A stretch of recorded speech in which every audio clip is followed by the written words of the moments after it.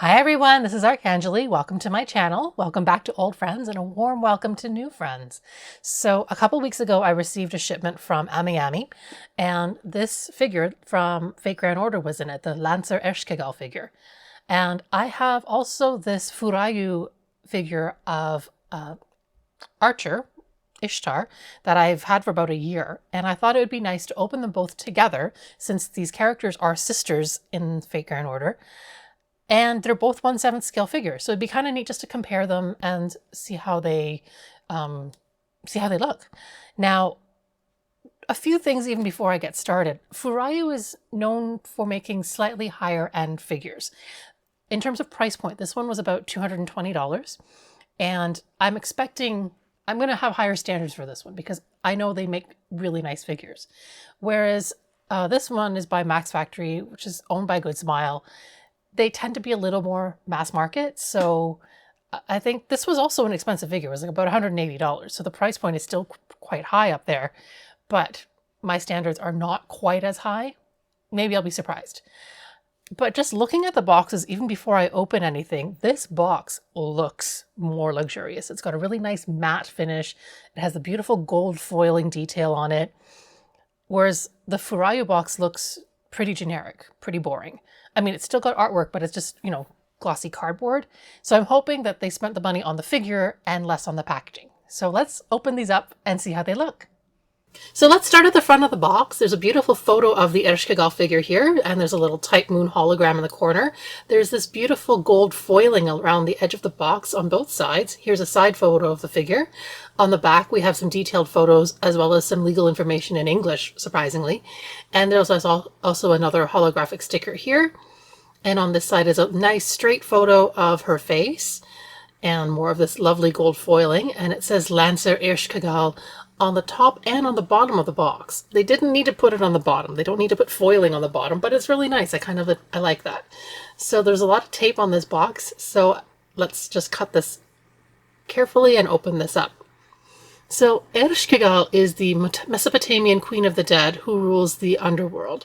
Kur is the land of the underworld in Sumerian mythology.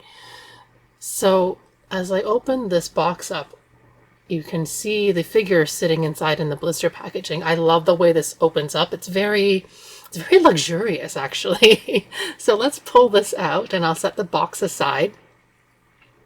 And inside there's also the assembly instructions. So I'll hold these up to the camera. If you need to pause, you can do that so that you can read this in English. And, follow along with me if you like. So let's just kind of get through the tape on the side of this blister packaging and we'll open up the figure. Now, Ereshkigal wields a spear-like cage that she can sometimes use to stab her enemies with. She can also use it to imprison souls or summon lightning. She is a very fearsome ruler of the underworld. Now, this particular form of the goddess Ereshkigal, it's not actually the goddess herself. It's more like a manifestation of her, where she's possessed a human soul with a similar wavelength. And in this case, the human is Rintosaka. So I'm just showing you the little pieces of her sword spear here. And here's the figure itself. She's kind of got this extra bonus cape here. It's just the foam that's stuck to the box. So I'll have to remove her head to take this piece of foam off, but I'll do that in a little bit. And here we have the base. So this is like a stone kind of base. And here we have her bird cage. And here's her very delicate hand that holds that bird cage. Now there's a second layer to the blister packaging. There's more to the figure. So let me just cut through here and we can take that piece out. Now, in the instructions, it does have a warning to show that the bird cage and her hand, that connection point is very, very delicate. So just be mindful of that. They've highlighted it in the instructions and I'm going to mention it as well. So let me take this piece out. And once we take the foam off, we can see it's her cape. And I don't know, this is giving me some Cloak of Levitation vibes from Doctor Strange. All right, so let's put this figure together. So there is a metal peg on the base, which is great. And let me just pop Ereshkigal's head off and remove her little foam cape. And we'll take this protective sleeve off of her leg as well. And we can insert her foot into that peg, and that just clicks in quite nicely. And next we'll put her cape on. So there's a hole here that her arm is supposed to slide through. And yeah, this doesn't quite seem to be working because you can't just stick her arm through. And there's also some pegs in the shoulder. So this is not how I'm supposed to do it, because I'm supposed to open this piece in the front of the cloak. Good job. All right, so once we've opened that piece, you can slide the arm through much more easily, and then line up the pegs in her shoulder or in the cape and just get those attached. So just give that a push and a little bit of adjusting so that they line up, and then you'll have the cloak sitting very nicely on her shoulders, and then just push that piece in the front back down as well. Okay, so we're getting that, and next we will pop her head back on, and that just has to line up and it will click in again. And next we will assemble her hand piece. Again, be careful here. Her wrist just slides into her arm, and there's a tiny little nub at the top of the bird cage that clicks into that little, it's like almost like a bell piece at the top of the bird cage. And next we'll slide her weapon into her hand. So this piece goes through first, and there's a little peg at the back of it. And once you slid it through her hand, you can attach the kind of twirly piece to the end of her spear, and then she's all ready to go. Oh, she's so pretty. So let's have a look at this figure in a little more detail. As she spins around here, you can see the beautiful way that this bird cage is sculpted and how delicate it is sitting in her hand. It is really, really pretty. However, the gold work on this figure is really, really boring, actually. I mean, they've used this same shade of gold paint throughout. You see it on the cape, you see it on her boots, you see it on the cage, and they've put virtually no shading. There's no dimension, there's no highlighting. It's just gold paint.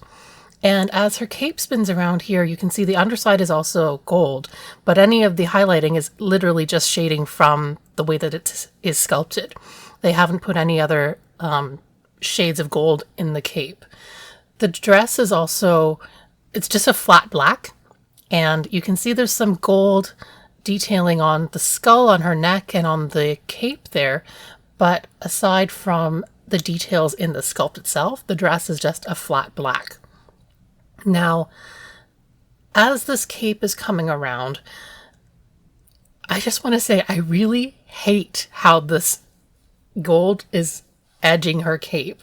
It looks like someone took a gold Sharpie or a gold paint marker and just scribbled along the edge of that trim there. And it just looks really, really jarring because there's just so, it's just so flat. There's no texturing in that to make it, to kind of soften it and make it look like a fur trim. Her hair, it's really, really beautifully sculpted. And they've used, I would say, maybe 3 shades. So there's the main blonde shade, and there's a little bit of a lighter shade to highlight, and a little bit of a darker shade here and there. But there's no shimmer. So as a result, it almost looks, again, it looks a little bit flat. In this lighting, her hair and the gold cage almost look the same color. In real life, it's actually a little more gray. Her hair is not quite as blonde as the lighting in this video is making it look. Now, they've done a beautiful job shading her leg that has the stocking. The gray and the black there is really, really nicely done. And I wish that they had taken some of that shade work from her stocking and put that into her dress as well. Her weapon is really nicely shaded. There's this nice gray to silver ombre. And again, the gold work is very neat. And I think that's just my general comment with this figure. Everything is neat, everything is tidy, but a little bit flat and boring. There's very little body blushing on her. There's just the tiniest bit around her knees, but on the rest of her body, there's not much going on. Even her face comes across as a little bit flat because of it. The only kind of dimension that you get is in the shimmer that you see in her hairpiece and on her cape. And yeah, overall, I'm I love the sculpt. I love the idea of this figure, but I'm not thrilled with the paint choices that they've made. So here we have the front of the FuRyu Ishtar box. It's just got a plain viewing window on the side. Here's a little viewing window in the shape of the Fate Grand Order logo. On the back here, some photos of the figure, and a little sticker here. It says, "Not for sale outside of Japan." And here's a photo of the figure, and it says Fate Grand Order, Absolute Demonic Front Babylonia. And again, on the top of the box is a little viewing window. And on the bottom, just a little logo. It says Archer Ishtar, but not much going on. So this box is obviously much more simple compared to the rather extravagant way that the Ereshkigal figure opened. This is just a very standard box with the figure inside. So let's just put this aside. And here are the assembly instructions if you want to pause here and have a look at that. And let's open up this figure.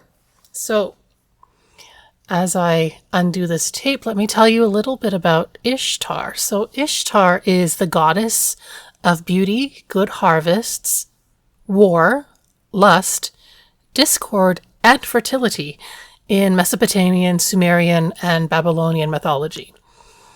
And her name roughly translates to mean the mistress of heaven. So she's the opposite of Ereshkigal, who is the queen of the underworld.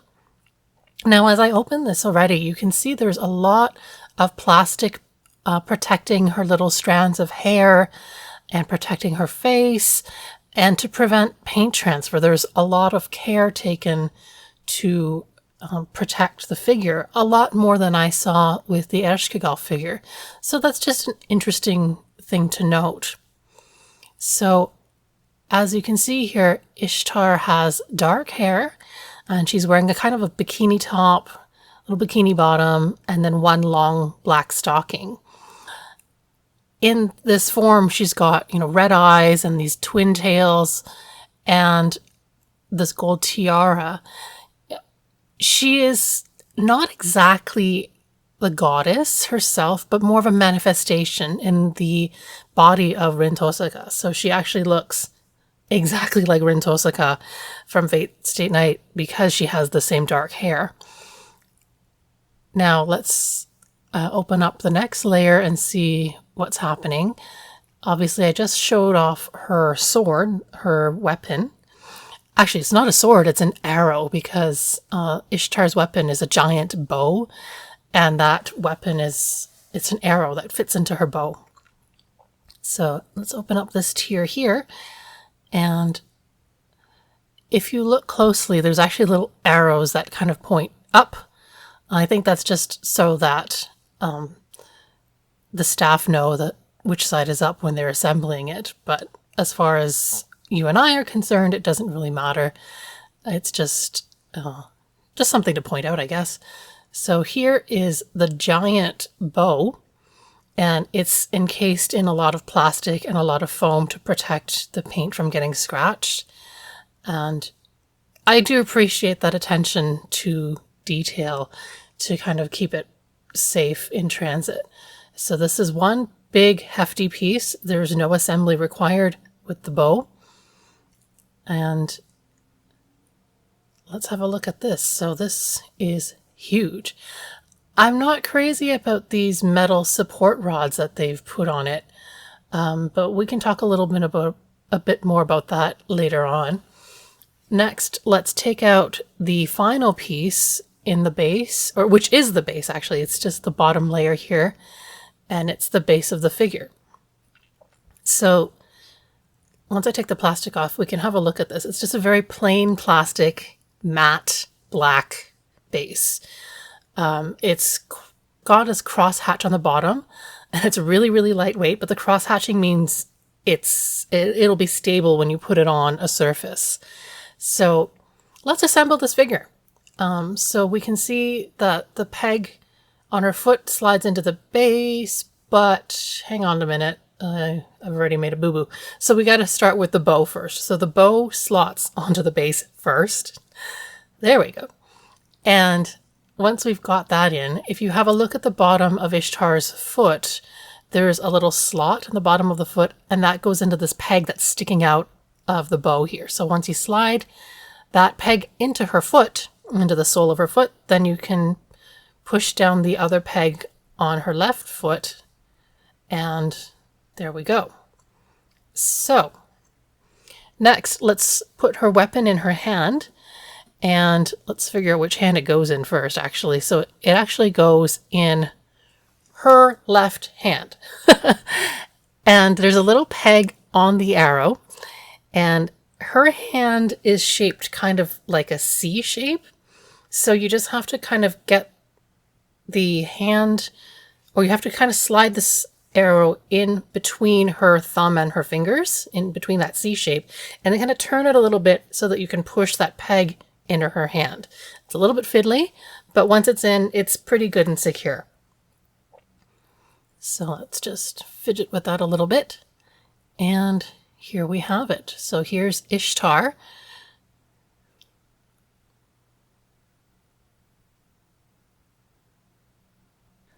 Here's a close-up of the Ishtar figure, and as she comes around, let's have a look at her weapon. That arrow in her hand, really intricately sculpted, really nicely painted. It looks great. And as her bow comes around, you can see all of the incredible detailed gold work on her weapon, on the bow itself. There's so much gold work, and this is all hand-painted. There's little bits where they kind of come off the line a little bit, but I can forgive that because it is all hand-detailed. It is overall really, really nicely done. My one criticism is if you look at the top of this second piece on the bow, at this end cap, it looks like they kind of slapped some dark paint and then rubbed it off to create this kind of antique look. It's distracting. In person, it's quite messy. So I'm not a fan of that. But Ishtar herself, if we look at Ishtar, her pose is beautiful. She's so delicately posed. She's just kind of floating in midair. There's a little bit of body blushing on her around her armpits and chest and knees to give her some dimension. And Ishtar is really nicely painted. The outfit, it's very, very neat. The gold work on her jewelry, on her earrings, her bangles, all of that is very, very neat. She looks great. Now, as the bow is coming around again, let's talk about these metal rods that they've used to support it. I hate them. That's all I have to say about that. I really don't like them. I find them distracting. I find that they kind of take away from the line of the figure. And if you look back at the original prototype images on their website and on the box, they used frosted clear plastic. And I wish they had still done that, but obviously a choice is made at some point because this is a very heavy figure. And obviously they were concerned about durability and weight. Now, as Ishtar comes around, let's have a look at her eyes. You see how they kind of have a funny way of reflecting the light? I think it's because they used decals here, and I'm not opposed to decals, but if you look at this figure's face, it's already fairly simple. Like, she's got not much of a mouth going on. Everything is in her eyes, and I feel like by using decals for her eyes, they've kind of taken away from her a little bit because they look flat, and in certain angles when the light reflects off of them, they just look really weird because they have that plasticky effect that decals can have, which is a bit of a shame. One thing I love about her actually is her hair. If you remember when I was unpacking her, there was tons of plastic and little bits on her hair, and that's because every wave, every tendril is a separately sculpted piece. They've done a beautiful job of her hair. There's so much movement. Now, I actually wish that they had done more with her hair. I wish they'd added more highlights or, I don't know, something in terms of the paintwork. If you look at this in person, it's just one solid color and it's very flat. It actually looks better in the video because of the lighting is kind of creating the illusion of highlights, but in person it's really, really flat. So they could have done more with the hair. If you're into customizing your figures, I totally recommend doing something more with the hair. Now, as an overall, I still think this is a really lovely figure. The overall look and this impression that you get with Rin and her weapon is very impressive. And overall, I think it's a great looking figure. The base is minimalist, so it doesn't distract from the figure itself. And I think it's a nice figure. So I know we were going to compare Ishtar with Ereshkigal, but here's a little extra review I'm going to put in here. So I own this beautiful AniPlex Ishtar figure as well. And since they're both 1/7 scale and the MSRP for both of these was about $200 US, I thought it would be an interesting thing to just compare the both of them and just talk about how these were executed and what's good and what's not. So, as I said with this one, the FuRyu figure, I am not crazy about the black and these metal support rods that they've put in. They're very obvious and quite distracting. With the AniPlex figure, yes, they've also used the metal rods to support the figure, but in the middle of the bow, I'll turn this so you can see it later, they've used a clear plastic piece. So it's less abrasive. It's less of an interruption. The other thing that I want to point out, here, let me turn this slowly. So there you can see the clear plastic piece. They've actually put the rope or the chain in her bow, whereas you can see on the FuRyu figure, they just didn't even bother. So obvious sculpt difference here. Now, even though we've got the first Ascension and the second Ascension outfits, the bow remains the same. Even her sword, her arrow, that remains the same as well. So just looking at the quality of the bows, there is quite a big difference. So let me just turn this to the back so you can see the bows somewhat side by side. So with the FuRyu figure, they have sculpted the detailing into the bow, but they didn't paint it. It's just all glossed over with this shiny blue paint.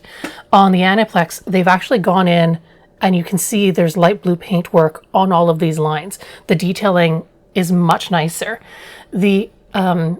The bronzing or the antiquing on this one, it looks really messy, and it's much more tidily done on this one. In terms of the overall paintwork, this one is just much nicer. The AniPlex figure has much nicer paintwork. Where I think things are different, it's kind of hard to see her face, so we'll do a photo inset here. The AniPlex Rin has a much nicer face in terms of her facial expression. She just looks more lively, let's just say. Even though she's got a very stern, like, moe face, it's just a nicer expression. The FuRyu face looks very dead, very flat. The FuRyu figure has a lot more beautiful body blushing though, like on her hands, on her feet. It's much more obvious and the flesh looks nicer.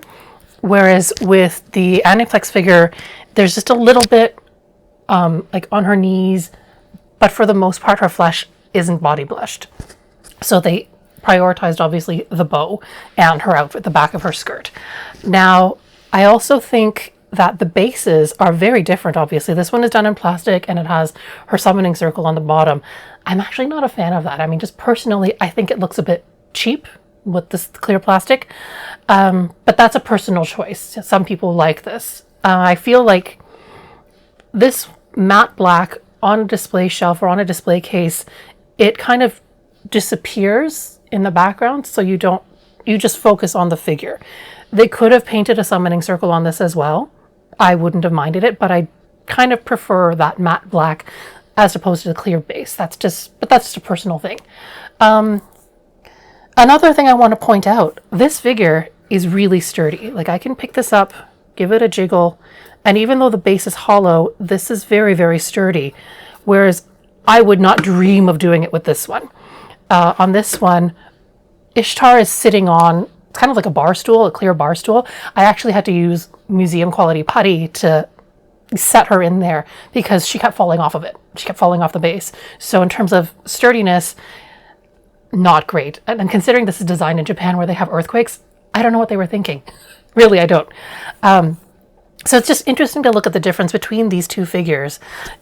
Do I have a preference? I think in terms of the sculpt, I really like how dynamic this one is. It just looks much more interesting. But in terms of stability and overall execution of the sculpt, I think this one is better. Paintwork, AniPlex, without a doubt. So it's really hard for me to pick a favorite because they're both really well done in different ways. So here we've got the two Ishtar side by side. Just wanted to throw these in there. Now let's get back to the original comparison that I wanted to do, which is Ereshkigal with Ishtar. So here we have the 1/7 scale figures of Ishtar and Ereshkigal side by side, so we can just have a quick comparison and a quick look. Obviously, Ishtar, with 3 points of contact onto her base, is a much more stable figure.